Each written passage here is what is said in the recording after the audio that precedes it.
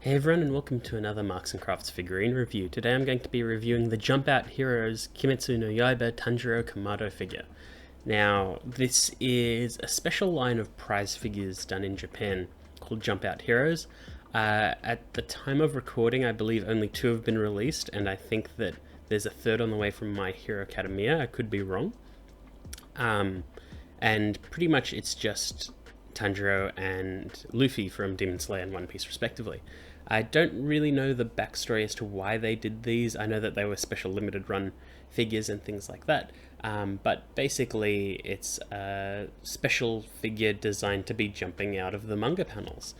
And it'd be really cool if they did it for other Shonen Jump properties and things like that, like Dragon Ball and maybe something like Chainsaw Man.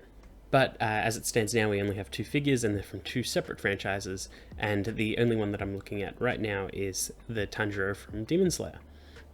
Now, as you may or may not know from my previous videos, I'm not really that big of a fan of Demon Slayer. I think it's good, but I don't think it's great. I definitely think it's overhyped, and while I think it's the most perfectly executed shonen series, it's like the formula perfected, I don't think that necessarily means that it's great. It's a good watch, but I don't think it is like really all that special. Especially if Ufotable didn't animate it, it definitely wouldn't have stood up nearly as big in the seasons that it's been airing in. But anyway, it is still a good series, I just don't think it's like amazing. But anyway, today we're going to be looking at this figure, and yeah, it's a prize figure, so with every other prize figure ever, basically take all promo images with a grain of salt. It might not necessarily turn out exactly how it's meant to. There will be paint errors, will be molding issues, things like that. Usually they're not too bad, but you have to be prepared for issues like that, unfortunately. But yeah, let's open it up and have a look. So after some very, very minor assembly and some very poorly laid out instructions, here is Tanjiro Jump Out Heroes version. Now, part of the reason why I wanted to have a look at the Jump Out Heroes line, in particular the Demon Slayer one, was because the water breathing effect is very cool in the series. And I thought, oh, hang on, I assembled it incorrectly. So once you assemble the figure correctly with some very poorly laid out instructions, this is the Jump Out Heroes Tanjiro. Now, the Jump Out Heroes series, as I very briefly mentioned, it's very manga accurate figures of them jumping literally out of the manga, as you can see how the base is designed. And it's a cool little concept, and the reason why I went for the Demon Slayer one, even though I'm not a huge Demon Slayer fan, is because the water breathing effect for most Demon Slayer figures and things like that is very cool. And if you can pull it off, it makes for an incredibly striking display. And I like the sort of almost whirlwind of water that was coming out in the promo images for this figure. And after I've got it in hand, it does look quite good. I really like the different varying colors, and it just really, really gives it a dynamic feel, which is sort of missing from a lot of the Demon Slayer figures, especially the ones with effect. They miss just a little bit of dynamism. Anyway, we're talking about the Tanjiro right now, and as you can see, it looks quite good. Now, there are issues with it, as is the case with all prize figures, and that is only really apparent if we take a closer look. Now, thankfully, the face sculpt on this figure is quite good. I really like the expression, really like the detail. I do like that the mouth is carved in and not really painted. Sometimes it's hit or miss on some prize figures.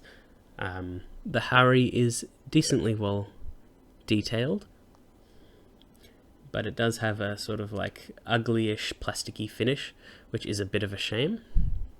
His sword doesn't look too great, but I don't know if that really comes down to the katana design itself, or that the paint isn't so good. Because like everyone's got pretty cool weapons in Demon Slayer, except for Tanjiro. He's got a very stock standard katana because it's all black, which I guess works because it's easier to draw, but you know, it kind of looks a bit funny. I do like some of the detailing, like the little impact text inside the whirlwind, although it is sort of lost in it all, especially color-wise. It is definitely lost in this entire thing. And I think that comes down to a molding issue as well. because if you have a look at the promo images on the box, so the text is quite prominent and doesn't really get in the way of anything. You can see that it's like under the sword, and you can clearly see it. But on the figure itself, the effect sort of gets in the way, and it's not necessarily an angle thing, because I think I've got it set up at the sort of optimal angle or close to it. If I just rotate it just a tiny bit more, you can see that it covers the text even more, which is a bit of a shame. But generally it is a cool effect, and it's a bit of a shame that that text is lost in it all. But we'll do a little rotation and closer look of everything. Now, just before we move on, this part is an optional accessory. Well, I say optional just because it came separate. The figure stands on its own just fine without it. I think that this is meant to prevent it from sagging over time, and the instructions to attach it are just terrible. So we'll just chuck that to the side. It also doesn't look that good. But now getting a bit of a side view and zooming in on the Harry a bit more. I don't know if it comes through on the camera that well, but the paint is a little bit inconsistent here. There are some scratches and markings and things like that. Whether or not that comes down to this being a pre-owned figure or not, or just a general manufacturing error because it's a prize figure, I don't know. Now, the wave effects look cool at a distance, but when you get a closer look and things like that, there are issues with them. In particular on the back, it is just a chunk of clear plastic and looks a bit funky. Almost looks like a roll-up, if you've ever had that candy. Also, the clear stands holding it all up look really funky as well. I'm glad that Tanjiro himself blocks that, so you don't really see it that much, but it is quite noticeable. There is also a cool little detail of some more manga in the back, which is cool. Yeah, the closer you get to the wave effects, the more fake it looks, which is a little bit of a shame. But again, it is technically an inexpensive prize figure. It's just that aftermarket prices can get a bit mean on these. And taking more of a close look, there's even more manga down there. That's the back of the text. You can see it's just a block that's painted in the front.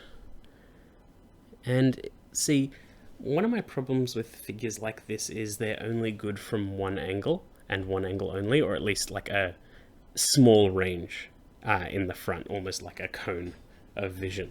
And then it looks pretty messy from any other angle, or it's like definitely not meant to be viewed from this angle. And like, yes, you're not meant to look at the back of figures and things like that in general, but it doesn't mean they can't be cool.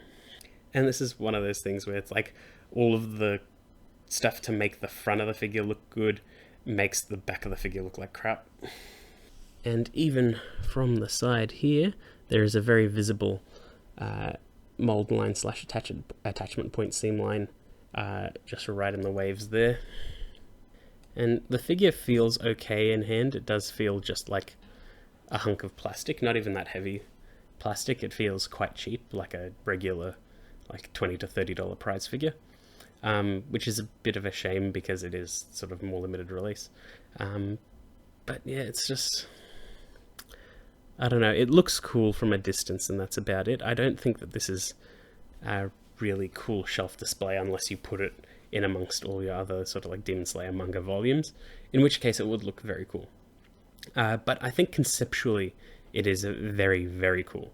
Unfortunately, the concept doesn't go too far because, like I said, there's only a Demon Slayer and One Piece one available right now, and the only other one that's planned is a My Hero one, or it's been released already.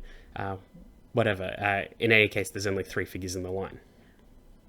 And I think that that's a bit of wasted opportunity, especially with a brand as big as Shonen Jump. I don't think that they should do multiple characters in the same series, so I'm glad that it is 3 different series. But it also feels like a wasted opportunity. Especially for the Luffy one, which doesn't have that much effect. It has a lot more colour, but I don't think it has that much effect, which is a bit of a shame. And then the My Hero one is just a massive spoiler, which is kind of cool. Did not care about anyone, just went straight to manga spoilers. But yeah, I think that a large part of my opinion of this figure comes down to me not being that big of a fan of Demon Slayer. But it is still a cool enough piece. It would be nice to have on a big display off in the distance. Definitely not something that is front and center, because the more you look at it, the cheaper it looks, which is a bit of a shame. But yeah, that's pretty much it. I hope you enjoyed that video, and I'll see you all next time.